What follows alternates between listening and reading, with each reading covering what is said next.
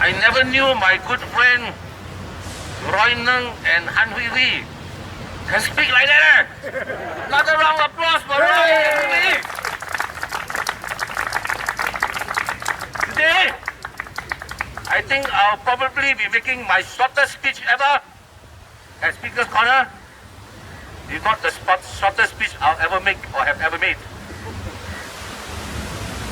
We have in the 15 town councils more than $10 million a year. The surpluses for a year is more than $10 million. The accumulated surplus is more than $50 million. On 18 April 2011, when the last election writ was issued, they transferred more than 120 million to the sinking fund. And you still want to increase your S&CC? Shame on them. We have more than $10 million of surplus in a year. We have more than $50 million in the accumulated surplus. In the last election, we transferred 120 million to the sinking fund, and we still want to increase S&CC. Let me explain what is surplus for the year, what is accumulated surplus, and what is election rate transferred to sinking fund. Every year, the town council has cash inflows. So it spends money, cash outflows. What is left at the end of the financial year is either a surplus or a deficit. For the last year, every one of the 15 town councils had a surplus. And you add all the 15 together last year, the surplus was more than $10 million. So 1 year you have surplus, it flows over to the next year, and you add them. So as the surplus for the years accumulate, they are called accumulated surplus. Right now, we have more than $50 million in the accumulated surplus. The next one is the most funny one. One day in Parliament, some time ago, they passed Section 34 of the Town Council Act, which says whenever there is an election, like general election, they issue the writ. The last one was 18 April 2011. The moment the election writ is issued, all town councils must transfer at least 80% of their accumulated surplus to the sinking fund. What does that mean? Your money that has been accumulated over the years, the moment they have an election, they get transferred, which means you cannot use it for operating expenses or operating expenditure anymore. And that's why you find that now they're asking for increase in S&CC. Because 120 million that should have been available for your town councils to use as operating expenditure can no longer be used.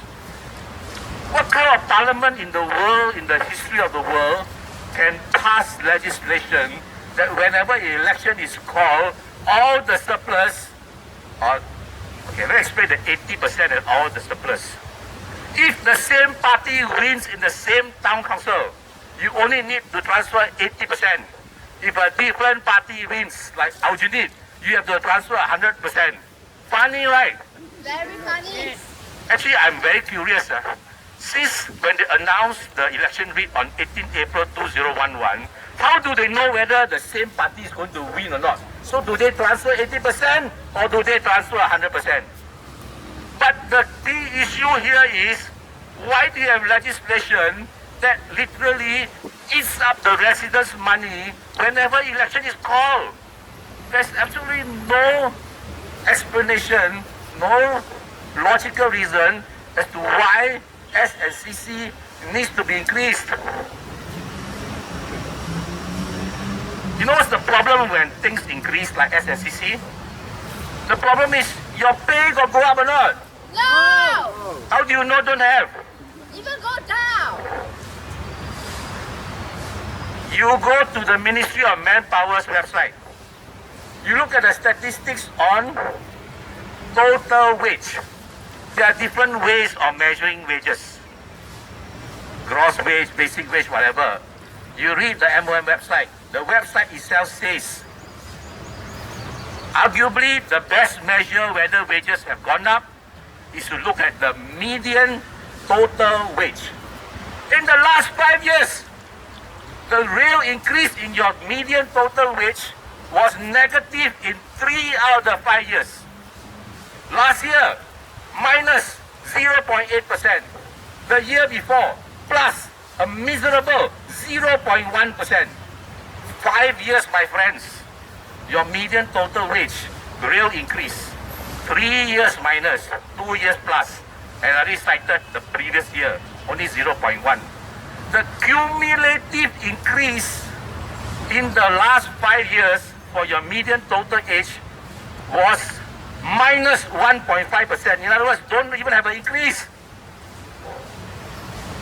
On a per annum basis, what it means is that the median total wage has been going down by about 0.3% a year. So what's the problem when you increase S&CC? What's the problem when you increase public transport? What's the problem when you're going to increase MediShield life premiums? The problem is your pay didn't go up. Since I mentioned MediShield life premiums, and this is Roy's pet topic, in the last 7 years, if you take the premiums collected from MediShield and you minus the claim they pay out in the last 7 years, the surplus in the last 7 years for MediShield premiums collected minus claims paid was $1.2 billion. You have $1.2 billion in the last 7 years and you still want to increase MediShield life premiums. And I'm only talking about the last 7 years. What about all the surpluses since MediShield scheme started? What happened? What about the interest on all this premium? All these premium don't sit there, they earn interest. And normally, you use 4% to calculate. So last 7 years, 1.2 billion. If you assume 4% interest, it's 1.3 billion. What is the problem when you increase? Your pay don't go up. Actually, it's not such a big problem. The big problem is if you don't have a job. You don't have a job, or you have a job that pays you peanuts. Where's the packet of peanuts? Later. This is the lady, I must thank her for reluctantly agreeing to help to sell peanuts for $1 today, to help defray the cost of Hui Hui in organizing this protest. How about another applause for the organizer of this protest, Hui Hui. You know, Hui Hui is only 22 years old. You know she's only 33 kilos. I better not tell you more about Hui. Let me talk about jobs. Last year, the increase in total employment. What is increase in total employment? Means the total number of jobs last year. How much did it go up? 80,000. Of these 80,000, how much of these jobs are accounted for locals, Singaporeans and PRs? 19,000. In other words, last year, only 23% of the increase in jobs went to locals. And locals are Singaporeans and PRs. If I take away the PRs, how many of the 23% are actually Singaporeans? Nobody knows. How can you have nobody knows if you can break down the unemployment statistics into Singaporeans and PRs? Why can't you break down the employment statistics into Singaporeans and PRs? And that is only 1 year. In the last 10 years, the total employment change or the total number of jobs created was 1.1 billion. Of this 1.1 billion, 400,000 went to locals. How much of the 400,000 went to Singaporeans? We don't know. But this is not the problem. The problem gets worse. Because in the last 7 years, we gave away 400,000 of new citizens and new PRs. 7 years. 400,000 new citizens and new PRs. That's for last 7 years. I estimate in the last 10 years, new citizens and PRs granted was about 700,000. You heard me say earlier, in the 10 years, the increase in locals' employment change was only 400,000, and you gave away 700,000 of new citizens and PRs. So how many of these jobs created actually went to true blue Singaporeans like you here today? Nobody knows. But looking at statistics is absolutely disgusting. It's absolutely very, very sad. Yes. Disgusting and sad. Thank you very much. And now is commercial time. As you know, we needs to spend some money organizing all these events. So I think she's still short of about a couple $100. We want to thank all those who have bought a peanut for $1. Anybody else who like to buy a peanut $1? You look at this very pretty lady here standing in front of me, right? Please, as she's going around, give her $1 to buy a peanut. Thank you very much.